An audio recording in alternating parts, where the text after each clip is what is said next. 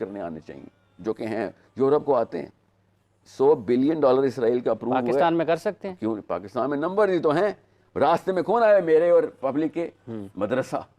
जब भी मैं कहता हूँ ना कि भाई फ़लस्तीन में बच्चा मर गया हमारा, एक एक बच्ची छोटी 8-8 महीने की बच्ची ज़बा हो रही है, मस्जिद के मौलवी साहब क्यों चुप करके बैठे हैं? हुकूमत का काम है सर, एक हमसे तो सवाल नहीं होगा। नाउज़ बिल्लाह, ये इस्लाम सीखा हमने?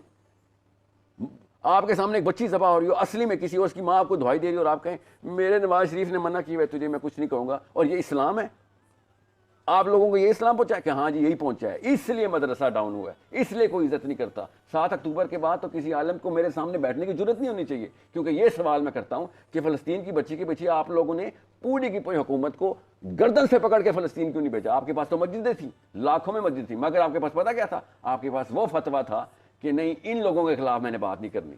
ऐसे फलसफे पे भी लानत हो, ऐसी सोच पे भी लानत हो कि जो एक फ़लस्तीन के 30,000 बच्चों, और क्या इससे उससे भी सख्त, उस गोली से सख्त हुए अल्फाज हैं जो बच्ची के 8 महीने की बच्ची के गली में इसराइल की गोली लगती है, उससे भी सख्त अल्फाज हैं।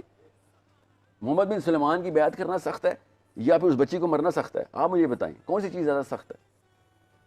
बहुत आसान करके मैं बता रहा हूँ आपको। सवाल हम सब के दिलों में है। अक्टूबर के बाद मुझ जैसे मुसलमान को नहीं चैन आना। मेरे सामने तो जब कोई मौलवी साहब आते हैं तो मैं उनको ये देखता हूँ कि भाई ऐन मौके पर छुप के भाग जाते हो, और वो भी फतवों की आड़ में, और सर पे कुरान रखा होता है। कि इस्लाम ने ये सिखाया कि फ़लस्तीनियों को मरने देना है?